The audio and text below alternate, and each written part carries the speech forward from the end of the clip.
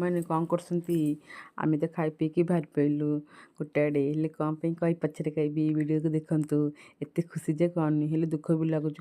ଖୁସି ଖବରଟା ଦେଇଦେଇ ଖୁସି ହେଲା, ମୁଁ ଆଜି ଗାଁକୁ ଯାଉଛି, ସେଇଥିପାଇଁ ଖୁସି ଲାଗୁଛି। ସବୁ ଝିଅଙ୍କର ବି ଗାଁକୁ ଗଲେ ଖୁସି ଲାଗେନି, ବାପ ଘରକୁ ଗଲେ। ମୋତେ ବି ଆଜି ବହୁତ ଖୁସି ଲାଗୁଛି। ଗାଈ ପିଇକି ଏଇଠି ଏଇ ଖୁସିଟା ହେଲା ମୋ ବୋଉ ଆଣିଛନ୍ତି ନା।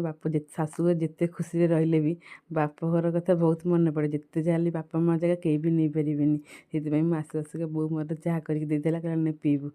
ଗରମ ଗରମ ଅମୁଲ ଚା ମୁଁ ପିଇଦେଲି। କେତେ ଖୁସି ଲାଗିଲା କୁହନି ସାଙ୍ଗମାନେ, କୁହନି। ଶାଶୁଘର କରିକି ଦିଅନ୍ତି, ଆମ ଶ୍ୱଶୁର ବି ନାଲି ଚା କରିକି ଦିଅନ୍ତି। ହେଲେ ବି ମାଆ ଜାଗା କେହି ନେଇପାରିବେନି ନା ସାଙ୍ଗମାନେ। ସେଇ ଅନୁଭୂତିଟା ଅଲଗା ପ୍ରକାର ଅନୁଭୂତି। ଯିଏ ଜାଣିଥିବେ କମେଣ୍ଟ ମାଧ୍ୟମରେ କହିବେ ଯେ ଦୁଃଖ ଲାଗୁଛି, ଏଇଠି ମୋ ମଙ୍ଗଳସୂତ୍ର ଛିଣ୍ଡିଗଲା। ଖାଲି ବାରମ୍ବାର ମଙ୍ଗଳସୂତ୍ର ମୁଁ ଛିଣ୍ଡି ଯାଉଛି। ମୋ ପତି ପରାମର୍ଶ କଲେ, ହଉ କାନ୍ଦେନି, ମନ ଦୁଃଖ କରନି, ଦୋକାନକୁ ନେଇ ଗୁନ୍ଥିଦେବା। ମୁଁ କହିଲି ହଉ। ସେ ଯାଇକି ବଜାର ଯାଇକି ମୋ ପାଇଁ ଗୁପଚୁପ୍ ଆଣିଥିଲେ। ସିଏ ଜାଣିଛନ୍ତି ମୁଁ ଟିକେ ଖାଇବା ପ୍ରିୟ, ମୋର ଟିକେ କାଙ୍ଗାଳି। ସେଇଥିପାଇଁକା ମୁଁ ଅନ୍ଧାରରେ ଲାଇନ୍ କରି ଟର୍ଚ୍ଚ ମାରିକି ଆଗେ ବିକଳରେ ଖାଇଦେଲି। ମୁଁ କହିଲି ଆଗେ ଖାଇସାରି ତାପରେ ଯାହା ହେବ।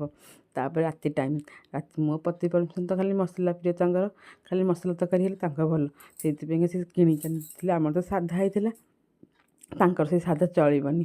ସେଥିପାଇଁ ଚିଲି କୋବି, ମିକ୍ସ ତରକାରୀ ସବୁ କିଣାକିଣି କରି ଖାଇଥିଲା। ଆମେ ସାଙ୍ଗ ହେଇ